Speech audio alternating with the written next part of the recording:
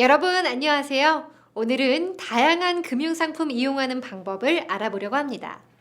우리나라의 금융상품은 종류가 매우 많고 취급하는 금융회사도 다양하죠.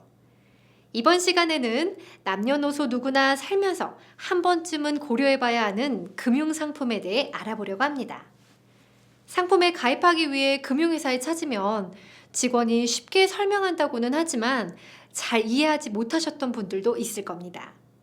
이런 분들에게 오늘 강의가 매우 유익할 것 같은데요. 자, 그럼 오늘 강사님 모셔보도록 하겠습니다. 강사님, 안녕하세요. 예, 안녕하세요. 신용회복위원회 신용교육 전문 강사 김선길입니다.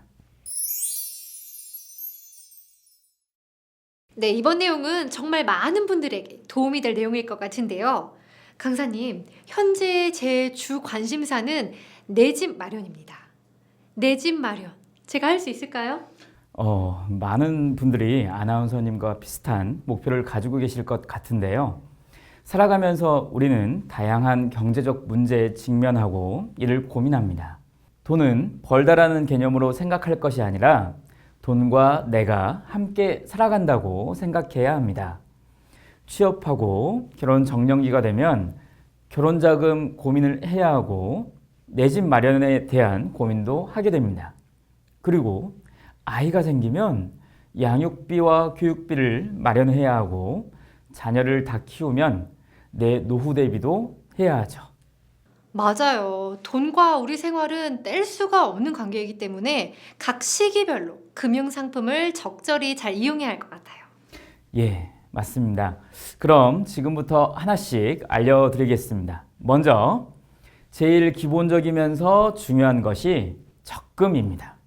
아, 그렇죠. 특히 저 같은 2030 사회 초년생들은 먼저 목돈 마련을 해야 하니 적금이 가장 기본 중에 기본일 것 같아요. 네, 아무리 적금 금리가 낮다고 하더라도 적금은 매달 돈이 빠져나가기 때문에 강제성이 있고 안전하게 자산을 모을 수 있는 수단이 됩니다.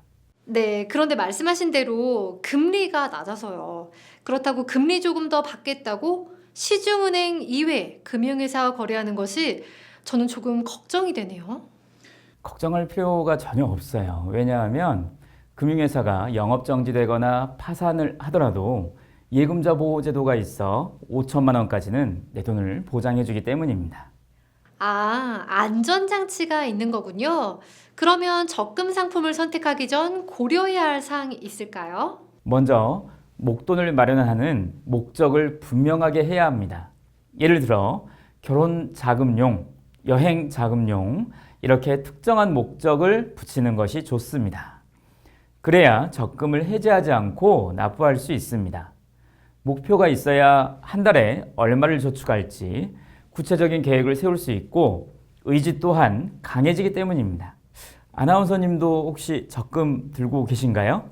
네, 저도 월급을 받는 주거래 은행의 적금 상품을 이용 중입니다. 네, 잘하고 계시네요. 주거래 은행의 상품을 다양하게 이용하면 은행 자체 신용평가 시스템이라고 불리는 CSS를 높게 받을 수 있어요. 그러면 추후 은행에서 금리 우대나 수수료 면제와 같은 혜택을 볼 수도 있게 됩니다. 아, 그렇군요. 저도 주거래 은행 실적을 잘 이용하고 있는 거였네요. 아, 강사님, 그리고 적금 만기가 돼서 종잣돈을 모았을 때 그냥 통장에 갖고만 있기는 너무 아깝잖아요. 이럴 때는 어떤 상품을 이용하면 좋나요? 네, 몇 달 후나 혹은 1년 뒤에 내야 하는 집 계약금, 전세자금 이런 돈은 입출금 통장에 두기 너무 아깝죠. 사람만 일을 할 게 아니라 돈도 일을 시켜야 합니다. 이럴 때 파킹 통장이나 예금 상품을 이용하면 좋습니다. 파킹 통장이요? 주차할 때 그 파킹인가요? 네, 맞습니다. 파킹은 말 그대로 돈을 잠시 자동차처럼 주차했다가 필요할 때 꺼내 쓴다는 말에서 비롯됐습니다. 파킹 통장은 수시 입출금 통장인데 금리를 쏠쏠하게 챙겨줍니다. 예적금은 금리가 조금 높지만 1에서 2년 돈이 묶이게 되죠. 그런데 파킹 통장은 하루만 돈을 넣어놓고 출금을 하더라도 이자를 받을 수 있습니다. 저도 수시 입출금 통장에만 돈을 고이 두고 있는데 이런 파킹 통장 한번 알아봐야겠어요. 그리고 정기 예금보다는 조금 더 위험하더라도 수익률이 더 높은 상품을 찾고 있는데 뭐 없을까요?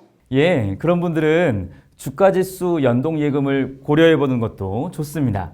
이는 주가지수 변동과 연계하여 수익이 결정되는 예금이에요. 말 그대로 예금이기 때문에 예금자 보호법에 따라 최대 5천만 원까지 원금이 보장됩니다. 이렇게 안전하게 내 돈을 운용하면서 발생하는 이자의 일부 혹은 전부를 주가지수 움직임에 투자하는 구조여서 일반 예금 금리보다 높은 수익률을 기대해 볼 수 있습니다. 그리고 중도 해지가 가능하지만 해지하면 원금 손실을 입을 수 있다는 점은 기억하셔야 됩니다. 네, 수익성과 안전성 두 마리 토끼를 모두 다 잡고 싶으신 분들이 고려하면 좋을 상품일 것 같습니다. 예, 맞습니다. 예적금은 올바른 저축 습관을 만드는 데 중요한 금융 상품이므로 특히 사회 초년생들은 예적금을 간과해서는 안 되겠습니다. 네, 강사님. 그리고 제가 처음에도 말씀드렸지만 요즘 제 최대의 관심사가 내 집 마련이거든요. 뭐부터 해야 될까요? 내 집 마련을 위해서는 아주 큰 목돈이 필요하잖아요. 하지만 돈을 모두 마련해서 집을 구하기는 정말 쉽지 않습니다. 그래서 청약 시장에 관심을 가져야 합니다. 청약이란 일정 요건을 갖춘 사람에게 주택을 분양받을 수 있는 자격을 주는 제도입니다. 이걸 하려면 주택청약종합저축에 가입하셔야 합니다. 흔히 청약저축이라고도 하죠. 아, 청약저축요? 저는 저희 부모님께서 학생 때 가입해 주셨어요. 부모님께서 일찍 잘 가입해 주셨네요. 다시 한번 말씀드리면 주택 분양과 임대주택 시장에서 최소한의 자격 요건을 갖추기 위해서는 청약저축이 필요합니다. 이 청약저축은 가능한 한 빨리 가입하는 편이 좋아요. 주택 분양 입주자 모집 공고 내에 청약 신청 자격 중 일부를 보겠습니다. 자, 신청 자격에 청약 통장 보이시죠? 그리고 일정 기간 이상 납입을 하여야 1순위 자격이 주어집니다. 아, 납입 기간과 횟수가 짧으면 1순위 자격이 되지 못할 수도 있군요. 납입금도 중요하나요? 네, 납입 금액도 영향을 미칩니다. 청약저축에 예치되어 있는 금액이 많을수록 더 넓은 면적의 주택에 청약 신청을 할 수 있습니다. 네, 납입 기간, 납입 횟수, 금액 모두 다 영향이 있군요. 예, 맞습니다. 그리고 청약저축은 1인 1계좌만 가입할 수 있어요. 취급은행은 우리 국민, 기업, 농협, 신한, 하나은행 등이 있고 모든 금융회사에서 가입 가능한 것은 아니니 가입 전 확인해 보셔야 합니다. 그리고 납입 금액은 월 최소 2만 원에서 최대 50만 원까지 납입할 수 있습니다. 네, 저는 매달 5만 원씩 납입을 하고 있거든요. 그런데 납입 기간이 얼마나 됐는지 정확히 확인해 보진 않았거든요. 저도 오늘 점검을 해봐야겠어요. 네, 꼭 점검해 보시길 추천드립니다. 그리고 주택 청약 종합저축 상품에 대해 상세하게 알고 싶으신 분은 주택도시기금 홈페이지에 접속하시면 됩니다. 그리고 청약 정보와 모집 공고가 궁금하시면 한국부동산원의 청약홈, 한국토지주택공사에서 분양 임대하는 정보는 마이홈 포털을 이용하시면 됩니다. 네, 좋은 정보 감사합니다. 그런데 청약에 당첨돼도 주택 분양가가 높으니 계약금 마련하는 것도 버겁고 잔금까지 치르려면 이게 가능한 금액인가 싶거든요. 맞아요. 큰 목돈이 들어가죠. 그래서 대부분 대출을 받아서 구입을 합니다. 그것도 장기로 대출을 받고 매월 원금과 이자를 갚아 나가는 방법이 있습니다. 그럼 어떤 대출 상품이 있나요? 보금자리론 대출과 디딤돌 대출이 있습니다. 이 대출은 일반 주택담보대출보다 금리, LTV 대출 한도 등에서 우대 혜택을 제공하고 있습니다. 그래서 무주택자일수록 정부에서 지원하는 상품에 빨리 관심을 갖는 것이 좋습니다. 이 대출은 한국주택금융공사에서 운용하고 있고요. 자세한 사항은 다음을 참조하시면 됩니다. 네, 지금 당장 집을 구입하지 않더라도 주택담보대출 상품에 관심을 둬야겠어요.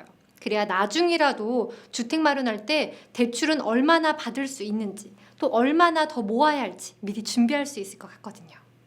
그런데 강사님, 생활비에 주택담보대출금에 지출이 이렇게 많은데 도대체 노후 대비는 언제 어떻게 하나요? 예. 그래서 미리 조금씩 준비해야 합니다. 지금부터는 연금에 대해 말씀드려 보겠습니다. 그런데 저는 소득이 있지만 당장 생활비 등을 사용하다 보면 통장 잔고가 생각보다 그리 넉넉지 않습니다. 그렇죠. 지금 소득이 있는데도 그러한데 소득이 없을 때에는 더더욱이 생활이 어렵게 되겠죠. 또 어떤 분은 나는 지금 근로소득이 많으니 혹은 하고 있는 사업이 잘 되니 노후 준비는 필요 없어 라고 생각할 수 있을 텐데요. 그래도 미래를 100% 예측할 수 없으니 적어도 기본 생활비만큼은 준비하시는 걸 추천해 드립니다. 네, 그렇죠. 미래를 100% 예측할 수는 없죠. 그리고 또 젊어서부터 미리 시작해야 하는 이유가 복리 효과 때문입니다. 커피 한 잔으로 시작하는 노후 준비. 이 그래프를 보세요. 매일 커피 한 잔을 안 사 먹으면 한 달에 10만 원을 모을 수 있습니다. 그 10만 원으로 노후 준비를 해보세요.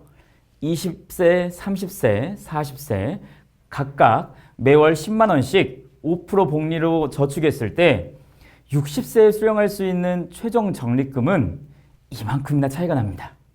그래서 빨리 시작할수록 더 큰 복리 효과를 누릴 수 있습니다. 이렇게 노후 준비를 할 수 있는 연금의 종류는 세 가지입니다. 네, 연금의 종류가 세 가지나 있나요? 네, 국민연금, 퇴직연금, 개인연금이 있어요. 그런데 국민연금만 가지고는 노후 대비하기가 충분하지 않다는 의견이 많습니다. 그래서 나온 게 퇴직연금입니다. 하지만 이직이 잦은 요즘에는 퇴직급여가 많이 쌓이지 않기 때문에 이 또한 노후자금으로 충분치 않습니다. 또한 기대수명이 100세에 가까워지면서 적어도 내가 일한 기간만큼 어쩌면 더 많은 시간을 소득 없이 준비해 놓은 돈으로만 살아가야 할 수도 있습니다. 그래서 젊어서부터 은퇴 준비는 더 이상 선택사항이 아닌 필수사항이 되었죠. 적어도 기본 생활비만큼은 연금으로 준비하시는 걸 추천해 드립니다. 네, 그러면 개인연금을 생각해야겠네요. 그동안 저도 세제 혜택 등을 준다고 개인연금 가입을 할까 고민을 하고 있긴 했는데 꼭 필요할까 싶었거든요. 그 필요성에 대해 좀 더 자세한 설명을 해주시면 좋을 것 같습니다. 예. 개인연금은 가입의 강제성은 없고 개인의 선택입니다. 그런데 이 개인연금은 은퇴 후 소득 공백기를 줄이는 데 도움이 될 수 있습니다. 60세의 직장에서 퇴직한다고 가정하면 국민연금을 수령하는 65세까지 소득 공백이 생깁니다. 물론 재취업을 할 수도 있고 국민연금 조기 개시를 할 수도 있습니다. 그런데 연금저축은 5년 이상 납입하면 만 55세부터 연금을 받을 수 있습니다. 젊었을 때 커피 한 잔 또는 택시비만 좀 아껴서 연금 상품에 저축하면 나이 들어서 든든한 버팀목이 될 것입니다. 그리고 또 노후자금으로 고민하시는 분들은 주택연금 제도도 괜찮은 선택지가 될 수 있습니다. 예전에는 부모님들이 자식에게 집을 물려줘야 한다는 생각이 있었는데 요즘은 고령화로 노후 준비에 대한 인식이 많이 바뀌었습니다. 주택연금은 주택을 담보로 맡기고 평생 혹은 일정 기간 매달 노후 생활자금을 받는 금융상품입니다. 아, 일종의 담보대출 개념이네요. 젊은 세대들도 앞으로 부모님의 노후 부양이나 본인의 노후를 위해 알고 있으면 좋은 정보가 될 것 같습니다. 네, 한국주택금융공사 홈페이지에 접속하면 월 지급금 예시 등 자세한 사항들을 확인하실 수 있습니다. 네, 강사님 마지막으로 이용하면 도움이 되는 금융상품은 또 뭐가 있을까요? 바로 보험입니다. 아플 때 돈이 없어서 병원비 걱정하는 것만큼 슬픈 게 없습니다. 아파도 마음 편히 병원에 갈 수 있어야 합니다. 젊은 사람들은 특히 이 보험의 중요성을 체감하지 못할 수 있습니다. 그런데 내가 언제나 건강할 거라고 확신할 수 없잖아요. 네, 그렇죠. 내가 건강하게 경제 활동을 할 수 있을 때 만일의 상황에 대비하는 거라고 생각해서 저도 실손보험을 들고 있습니다. 네, 최소한의 위험 관리라고 생각하면 좋습니다. 그리고 내가 특정한 목적으로 사용하려던 자금이 병원비로 이용되거나 더 심하게는 병원비 때문에 대출을 받아야 할 상황이 생길 수도 있죠. 너무 많은 금액을 보험료로 지출하는 것보다 본인의 경제 상황에 맞게 결정하는 것이 중요합니다. 네, 보험을 활용하면 몸이 아플 때 보험금을 받아 경제적 타격을 줄일 수 있고요. 혹시 손해를 입지 않았더라도 불확실한 위험에 대비하고 있다는 생각에 걱정을 덜 수 있을 것 같네요. 오늘 정말 여러 금융상품에 대해 접할 수 있었는데요. 저는 그 중에서도 개인연금 상품에 관심이 가네요. 그런데 강사님, 상품별로 한눈에 비교할 수 있는 사이트는 없나요? 말 나온 김에 지금 사이트를 들어가 볼까요? 금융소비자 정보 포털 파인입니다. 파인 사이트에 접속하시면 이와 같이 다양한 정보를 확인하실 수 있습니다. 오늘 배운 상품은 금융상품 한눈에에서 알아볼 수 있습니다. 사이트 상단부를 보시면 저축, 펀드, 대출, 연금, 보험 카테고리가 있죠. 적금을 클릭하면 상세 내용을 작성할 수 있고 이에 맞는 금융상품을 검색할 수 있습니다. 그리고 절세 금융상품이라고 있죠. 원래 금융상품에서 이자가 발생하면 세금을 내야 합니다. 그런데 이 절세 금융상품은 각종 세제 혜택을 받을 수 있어 추천해드리고 싶은 상품입니다. 대출을 받을 때도 조금이라도 금리가 낮으면 이자 비용을 절감할 수 있잖아요. 따라서 온라인으로 상품을 비교해 보시는 걸 추천합니다. 연금과 보험도 최신 정보로 업데이트 되고 있으니 참고하셔서 금융상품 가입 시 도움을 받으시길 바랍니다. 네, 참 유용한 사이트네요. 자, 오늘은 목돈 마련을 위한 적금의 중요성부터 청약저축으로 분양을 받고 대출로 주택 마련한 다음 그 집을 활용한 노후 자금 마련까지 인생의 로드맵을 그려볼 수 있었습니다. 강사님 정말 감사합니다. 예, 마지막으로 제가 이해도 테스트를 위해 문제를 몇 가지 준비해 왔는데요. 부담 없이 풀어봐 주시기 바랍니다. 네, 열심히 풀어보겠습니다. 예금자 보호 제도로 보장받을 수 있는 금액은 최대 얼마일까요? 5천만 원 맞죠? 네, 맞습니다. 여기서 말하는 보호금액 5천만 원은 예금의 종류별 혹은 지점별 금액이 아니라 동일한 금융회사 안에서 예금자 한 사람이 보호받을 수 있는 총 금액이랍니다. 그러니까 A은행 종로지점, 강남지점, 잠실지점에 각각 저축한 금액이 2천만 원씩 총 6천만 원이라면 동일 금융회사에 저축한 금액이므로 6천만 원 모두 보호받는 게 아니라 5천만 원까지만 보장된다는 거군요. 맞나요? 예. 자, 그럼 다음 문제 주세요. 일정 기간의 기말마다 이자를 원금에 가산하여 그 합계액을 다음 기간에 원금으로 하는 이자 계산 방법을 무엇이라고 할까요? 이건 좀 어려운 것 같은데요. 혹시 복리인가요? 네, 맞았습니다. 복리는 기간이 길수록 유리해지므로 연금 등 이용 시 일찍 선택하고 결정하는 것이 유리합니다. 네, 여러분 꼭 고려해봐야 하는 금융상품. 오늘 내용 큰 도움이 되셨으리라 생각합니다. 이번 강의를 통해 내 경제 로드맵을 점검하고 그려보는 시간이셨기를 기대해봅니다. 자, 그럼 오늘 강의는 이것으로 마무리하며 강사님과 제가 신용회복위원회 신복위로 수강생들에게 메시지를 전달해 드리겠습니다. 운을 한번 띄워주시죠. 네, 신용 자산 관리 힘들고 어려우신가요? 복, 복잡하게 생각하지 마세요. 위원회가 함께합니다. 여러분, 신용회복위원회는 국민의 채무 걱정 없는 행복한 삶을 위해 힘쓰고 있습니다. 주변에 빚 문제로 어려움을 겪는 분이 있다면 신용회복위원회를 꼭 기억하고 알려주시기 바랍니다. 또한 신용금융교육이 필요할 때는 신용교육원을 찾아주세요. 감사합니다.